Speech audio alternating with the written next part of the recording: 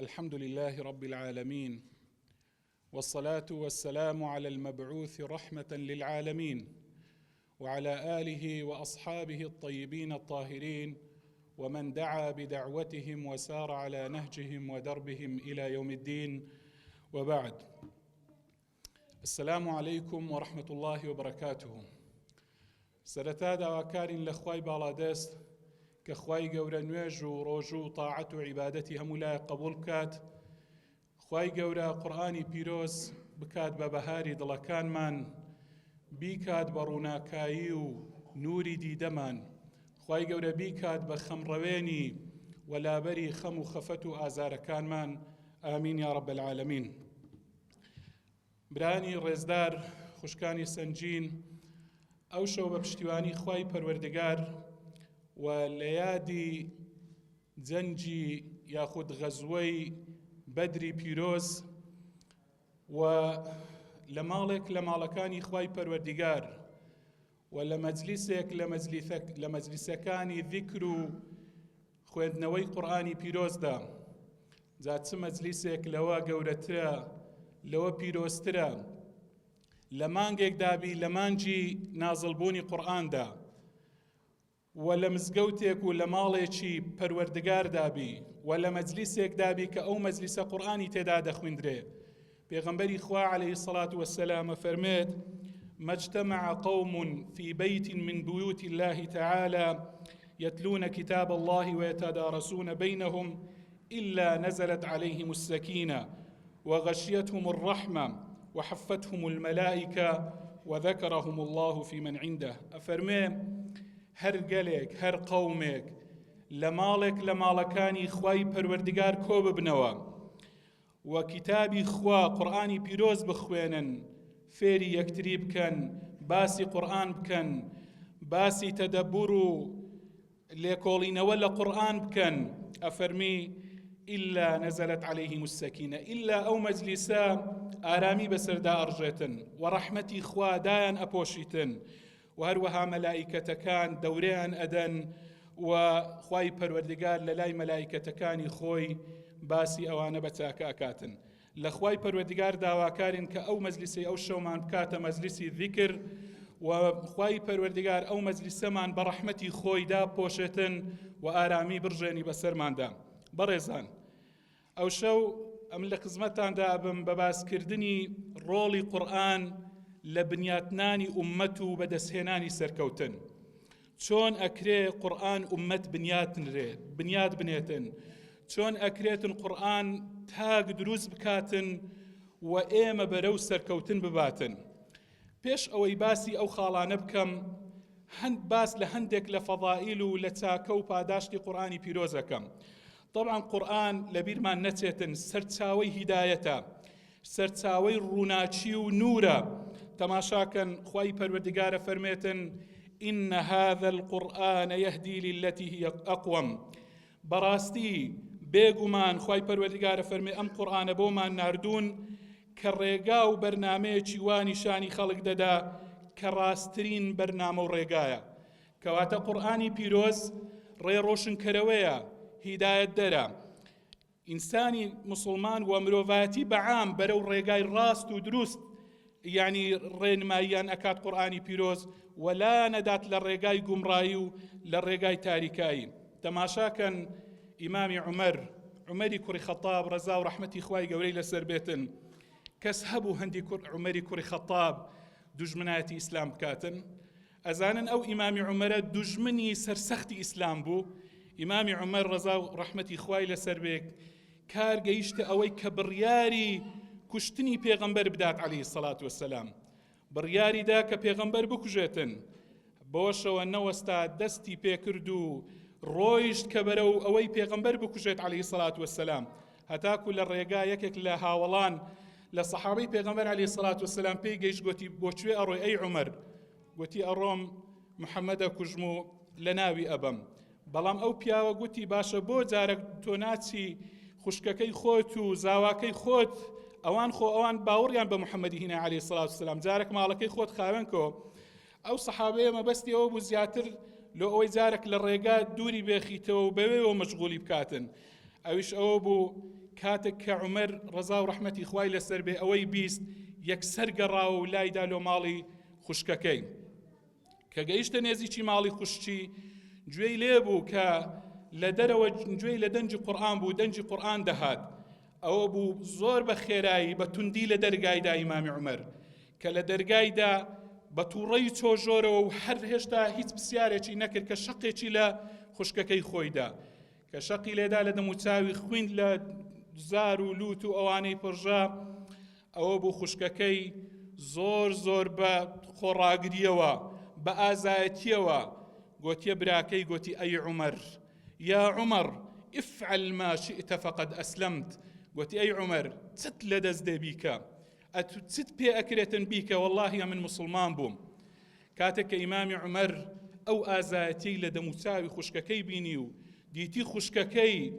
یعنی ئاوا ئازایە و مسلمانیش بووە و خوینی بە دەموچاوەوە بینی ئەو کاتە گوتی کە ئەو پەڕێم بۆ بینن کاتێک کە ئێستا ئەتان خوێندەوە پەڕەکەیان بۆ هێنا کە تەماشای کرد هەندێک لە ئايات چەند ئاەتێک بوو لە سوورەتی طاها کاتێک کە خوێندیەوە دڵی نەرم بوو ئیمامی عومەر فەرمووی ما هذا بكلام بشر تی والله ئەوە قسەی مرۆڤ نییە ئەوە قسەی ئینسانەکان نییە بەڵکو ئەوە قسەیەکی جودایە بۆیە پاش ئەوە یەکسەر ڕۆیشت بۆ چەندەر بۆ لای پێغەمبەر عەلەیهی سەڵات وەسەلام و مسلمان بوو لەوەی کە نیەتی هێنابوو بچیتن پێغەمبەر بکوژیتن عەلەیهی سەڵات وەسەلام کەچی هەر لەوێوە نیەتی گۆڕاو ئەو جارە چوو مسلمان بوو تەماشاکەن ئێمە لەو چیرۆکە چ فێرە بین یعنی قورئان گەورەترین وەسیلەیە بۆ هیدایەتدانی مرۆڤ هەتاکو ئەگەر ئەو کەسە دڕندەترین و سەرسەختترین دوژمنیش بیتن بۆ ئیسلام چونکە لە قورئاندا هەندێ وشەی تێدایە ئەو وشە بەڕاستی دڵەکانە گۆڕێتن گۆڕانکاری بەسەر دڵی مرۆڤەکاندا دەینیتن و هیدایەتیان ئەداتن بەرەو نور و ڕووناکایی بۆیە پێویستە بەڕاستی ئێمە کاتێک کە قورئانە خوێنینەوە قورئان بە تەدەبور بە تێڕامانەوە بخوێنینەوە و لێی تێبگەین و کاری پێ بکەین چونکە بەڕاستی قورئان کلیلی هیدایەتدان و کلیلی گۆڕانکاری مرۆڤەکانە لەبیرمان نەچێتن قورئانی پیرۆز شەفاعەتکارە بۆ ئەو کەسەی کە ڕۆژی قیامەت ئەو کەسێک کە لە دنیادا ئەیخوێنیتن ڕۆژی قیامەت ئەبێتە شەفاعەت و تکاکار بۆی و هەروەها ئەهلی قورئان ئەوانن کە پێغەمبەری خوا عەلەیهی سەڵات وەسەلام بە ئەهل الله وەخاسەته ناوی بردوون ئەوانە خۆشەویستی خوان ئەوانە ئەولیای خوان ئەوانەی کە گرنگی بە قورئانە دەن وقرآن خوين پیغمبری خو علیه الصلاة والسلام فرمي إن لله أهلين من الناس فرموي خواي پروردگار هندك كسكاري هي لمروفكان صحابة فرميان قالوا من هم يا رسول الله أوانا تشين أي پیغمبری خو علیه الصلاة والسلام پیغمبری صلى الله عليه وسلم فرموي أهل القرآن هم أهل الله وخاصته أوانا أهل قرآن ئەوانەی کە گرنگی بە قورئان خوێندنە دەن و قورئانە خوێندنەوە و لە ژیانیاندا جێبەجێیەکەن تەنها خوێندنەوە نا تێڕا ئەمێنن جێبەجێیەکەن لە ژیانی خۆیاندا ئەوانە کەسە تایبەتەکانی خوای پەروەردگارن تەماشاکەن هەر سەرکردەیەک هەر بەرپرسێک هێزێکی تایبەتی هەیە خوای پەروەردگاریش لە مرۆڤەکان ئەهل و کەسی تایبەتی خۆی هەیە ئەوانە چێن ئەوانە ئەهل القورئانن ئیمامی ابن القاسم رضا و رحمتي خوای لەسەر بێتن کە یەکێک بوو لە قوتابیەکانی ئیمامی مالک ئەفەرمی طبعا یەکێک بوو لە عولەمایە لە عالمە زاهید و عابدەکان کە زۆر خواپەرست بوو زۆر لە خوا ترس بوو لەوانە بوو کە زۆر گرنگی بە قورئانی پیرۆزەدا و کاری بە قورئانی پیرۆزە کرد کاتێک کە هاتە سەرەمەرگ و خەریک بوو گیانی ئەدا لەو کاتەی کچەکەی زۆر لۆی گریا کچەکەی گریا ئەویش زۆر بە ئارامیەوە ئیبن القاسم زۆر بە ئارامیەوە گوتی کچەکەم مەگریێ بۆچە گریەی گوتی ئەی کچەکەم وەڵڵاهی لەو ماڵەیدا لەو خانووی کە ئێستا من گیانی تێدا دەسپێرم زیاتر لە 4000 ختمم تێدا کردیا بۆچ بۆ مەگریەی کەواتە ئەوە پێمانەڵێتن کە تەماشاکەن کەسە ساڵحەکان عالم و زاهیدەکان چەندە پەیوەست بوون بە قورئانی پیرۆزەوە چۆن قورئانیان کرد بۆ ڕەفیق و هاوڕێی ڕێگایان لە ژیانی خۆیان کردیانە هاوڕێ بۆیە لە دنیادا نور بوو ڕووناکایی بوو بۆیان و بە ئیزنی خوای پەروەردگاریش لە قیامەت ئەبێتە شەفیع و تکاکاریان. بۆیە پێویستە ئینسانی مسلمان بەردەوام بێ لەسەر خوێندنەوەی قورئانی پیرۆز بۆ ئەوەی ببیتە بەرەکەتی تەمەنی و هەروەها ببێتە مایەی ڕاحەت و ئیسراحەتکردنی دڵی و قورئان سەبەبێکە هۆکارێکە بۆ کۆتایی هاتنی تەمەن وەکوڵم بە کۆتاییەکی جوان حسن الخاتیمەت بە قسمەت ببێتن. ئەگەر بەردەوام بووی لەسەر قورئان خوێندن دڵنیا بکە کۆتاییەکەت کۆتایی تەمەنت کۆتاییەکی جوانە بێتن بەو مەرجەی کە کار بە ئەحکامەکانی قورئانی پیرۆز بکەیت. بۆیە ئینسانە کەسە ساڵحەکان قورئانی پیرۆز بەشێک بوو لە ژیانیان. بۆیە خوای پەروەردیگار بەرزی کردنەوە لە دنیادا و لە قیامەتیشدا بە هەمان شێوە. بۆیە بەڕێزان ئەگەر بمانەوێتن خوای پەروەردیگار بەرزمان کاتەوە پێویستە قورئانی پیرۆز بەشێکی گرنگ بیت لە ژیانی ئێمەدا بۆ ئەوەی ببێتە نور و ڕووناکایی لە قەبرماندا و ببێتە شەفیع و تکاکار لە ڕۆژی قیامەتیشدا. ئەوانەی کە گرنگی بە قورئانی پیرۆزەدەن طبعاً خوای پەروەردیگار هەر لە دنیادا پلە و پایان بەرزەکاتەوە پێش ئەوەی قیامەتیش.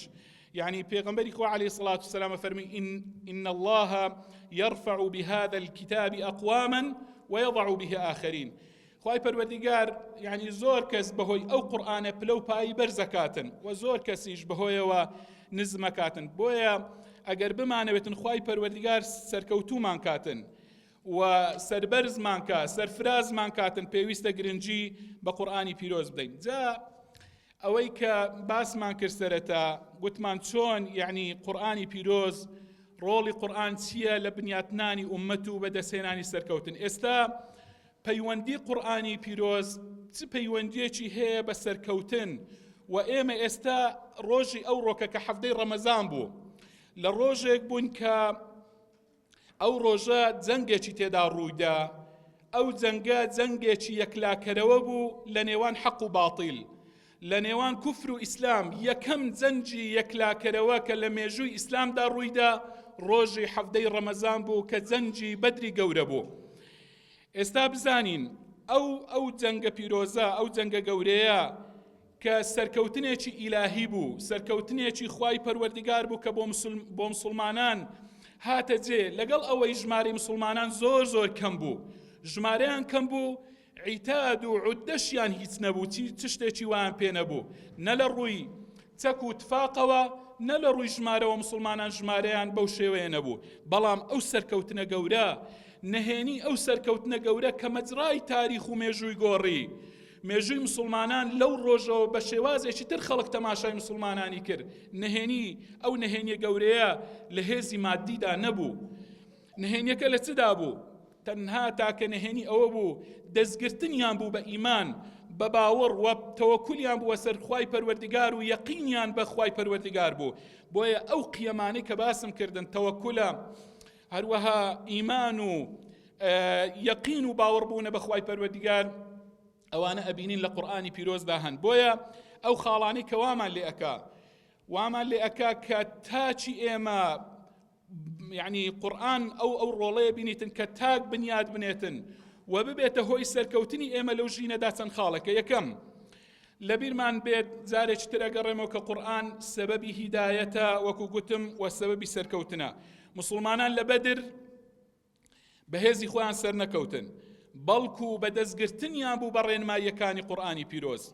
ئەو ڕێنماییانەی کە لە دڵی واندا ئیمان سەبر و خۆڕاگری تەوەکل پشتبەستن بە خوای پەروەردیگار هەموو ئەو ڕێنماییانە وەکو گوتم ئەو تەعالیمانە لە دەرونیاندا چەسپا بوو بەهۆی قورئانی پیرۆزەوە بوو. بۆیە خوای گەورە فەرمێ إن تنصروا الله ينصركم ويثبت أقدامكم. إن شرطية خوای گەورە بەمەرجی گرتیە ئەفەرمێ دڵنیابن ئەگەر ئێوە یارمەتی دینی خوای گەورە بدەن ئەوە بێگومان خوای گەورەش یارمەتی ئێوە ئەداتن و بەسەر دوژمنانتاندا سەرتان دێخیتن. بۆیە سەرکەوتن تەنها بۆ ئەوانە نییە کە چەچیان پێیە بەڵکو ئەوەی کە ئیمانێکی بەهێزی هەبێتن بەڕاستی خوای پەروەردیگار سەری دێخیتن. خاڵی دووەم ئەوەیە کە قورئان فێری خۆڕاگریمانەکات فێرمانەکات کە لە کاتی ناڕەحەتی و ئازارەکاندا چۆن خۆڕاگر بین. تەماشاکەن لە بەدردا ژمارەی مسلمانان کەم بوو مشریکین و بێباوڕەکان ژمارەیان زۆر بوو بەڵام قورآن هۆکار بوو کە ئەوانە خۆڕاگر بن.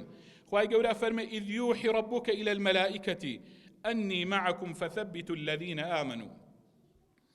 ئەفەرمی وەبیرتان بێتن کە پەروەردگاری ئێوە وحی بۆ فریشتەکان کرد کە بچن هاوکاری مسلمانان بکەن و خوای پەروەردگار فەرمووی بەڕاستی بەخۆشم لەگەڵتانم، فەرمووی ئەنی معكم فثبتوا الذين آمنوا، وەغیرەت وە بەربڕواداران بێنن و مژدەی سەرکەوتنیان بدەنێ و دڵ ئەستوریان بکەن. کەواتە ئێمە ئەوڕۆ کە پێویستمان بە چیە؟ پێویستمان بەو خۆڕاگریەیە. ئێمە ئەوڕۆ لە زەمانێکدا دەژین، لە زەمەنی تەحەدیات، لە زەمەنی ئاستەنگەکان، لە زەمانێک کە ڕێگای مسلمان پڕ لە دەرکوداڵ و ناخۆشی و ناڕەحەتیە. بەڕاستی بۆ ئەو ڕێگایە پێویستمانەکە یعنی پشت بە قورئانی پیرۆز ببەستین. اینجا قورئان سەرچاوەی هێزی حەقیقیە. مسلمانان کە کاتێک چوونە جەنگی بەدر تەماشاکەن هیچ ئامادەکاریان نەکردبوو، ئەوەی ئامادەکاری بینەیان کردبوو، بەڵام سیلاحێکی بەهێزیان پێبوو کە ئیمان بوو، ئەو ئیمانەی کە بە قورئان پەروەردەبوو بوون. ڕاستە پێغەمبەری خوا عەلەیهی سڵات وسەلام فەرمی ئەلا ئین القووەتە الڕەمی، هێز بریتیە لە ڕەمی و لە هێزی سیلاح، بەڵام لەبیرمان بێتن کە هێزی حەقیقی، هێزی ڕاستەقینە لە عەقیدە و لە یەقین بەخوای پەروەردگارەوە سەرچاوە ئەگریتن. بۆیە کاتێک کە یەکێک لە سەحابەکان ڕەحمەتی خوای لێبێتن کە حرسایەتی لە مسلمانانە گرت لە یەکێک لە غەزەواتەکاندا، شەوێ ڕاوەستا دەستی بە شەو نوێژی کرد، یەکێک لە بێباوەڕان ئەو بوو تیرێکی تێگرت، کە تیرەکەی تێگرت، تیرەکە پێکای، ئەوش تیرەکەی دەری ناو، دەستی بە نوێژی خۆی کرد، نوێژەکەی تەواو کرد. تیرێکی دیکەیان لێدا، ئەو تیرەشی دەرینا، تیری سێمیشیان لێدا، هەر نوێژەکەی خۆی تەواو کرد و نوێژی خۆی نەبڕی، هەتاکو چۆ سزدە و پاشان هاوڕێکەی وی هەشیار بۆوە ئەو هەروازی لە نوێژی خۆی نەینا. کاتێک کە لێیان پرسی گوتیان باشە ئەتوو لۆ نوێژی خۆت نەبڕی کاتێک کە تیری یەکەمت لێدرا بۆ وازت لە نوێژی خۆت نەینا؟ ئەویش چی وەڵامدانەوە؟ گوتی وەڵاهی من لە سوورەتێکمە خوێند، زۆرم حەز لەو سوورەتەی بوو، ئەو سوورەتەم خۆشەویست، نەمەویست ئەو سوورەتەیە بپچڕێنم. بۆیە خۆشەویستان سەحابەی کیرام ڕەزا و ڕەحمەتی خوایان لەسەر بێ، ئەوەندە قورئانیان خۆشەویست، خۆشەویستیان بۆ قورئان زۆر زۆر زیاتر بوو، لە گەورەتر بوو لە ئازاری ئیبرین، یعنی تیری پێکەت بوو، کەچی خۆشەویستەکەی بۆ قورئان گەورەتر بوو لەو ئازارە، بۆیە کاری تێناکردن، بۆیە هێزی پێ ئەبەخشین، ئارامی پێ ئەبەخشین حتا لە ناخۆشترین و ناڕەحەتترین کاتەکاندا. نمونەی زیندوش ئەوڕۆ بەڕاستی زۆرن، یعنی ئەوەی غەزە ئەگەر تەماشاکەین، مسلمانانی غەزە یعنی لە زەمانێکدا لەو زەمانەی کە ئێمە ئەوڕۆکە تێیداین تەماشاکەن، یعنی ئەو ناخۆشی و بەڵاو ناڕەحەتی کە بەسەرەوان هات، ئەگەر پەروەردەی قورئان نەبێت و ئەو ئارامیە بەهۆی قورئانەوە نەبێتن، چ گەلوونەتەوەیەک ئەتوانێتن بەرگەی ئەو هەموو ئازار و ناڕەحەتی و ناخۆشیانە بگرێتن. بەڵام کاتێک کە مرۆڤ پەروەردەی قورئانە بێتن، بەڕاستی ئەتوانێتن بەرگەی هەموو ناخۆشی و ناڕەحەتیەک بگرێتن. بۆیە قورئان خاڵی چوارەم ئەوەیە کە قورئان سەرکەوتن بۆ ئینسانی مسلمان بسۆگەرە کاتن ئەگەر کاری پێ بکات. خوای گەورە ئەفەرمێ وَلَقَدْ نَصَرَكُمُ اللَّهُ بِبَدْرٍ وَأَنْتُمْ أَذِلَّةٌ، ئەفەرمێ بێگومان لە ڕۆژی بەدردا خوا بەسەر دوژمناندا سەری خستن، لە کاتێکدا ئێوە چۆن بوون؟ ئەذیلە، ئێوە ناتەواو بوون، کەم و بێدەستەڵات و کز و لاواز بوون، بەڵام خوای پەروەردگار سەری خستن. بۆ فاتقوا الله لعلكم تشكرون، جا خوای پەروەردگارە فەرمێ یعنی هۆکارەکەی لێرە باسەکە بۆ سەری خستن، چونکە ئەوانە تەقوایان هەبوو، چونکە لە خواترسانیان هەبوو، کەواتە تەقوا کلیلی سەرکەوتنە. چۆن لە بەدردا مسلمانان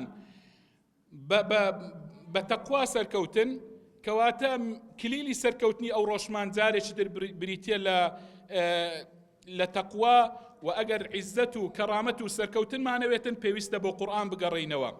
قورئانیش بە سێ شێواز، هەم تیلاوەتەن بخوێنینەوە، هەم تەدەبوڕەن بیری لێ بکەینەوە، و هەم عەمەلەن کاری پێ بکەین. یعنی قورئان خوێندنەوە بە تەنێ کافی نییە، هەم خوێندنەوە هەم تێگەیشتنی و هەم کارپێکردنی کە ئەو سێ خاڵە بەڕاستی زۆر گرنگە.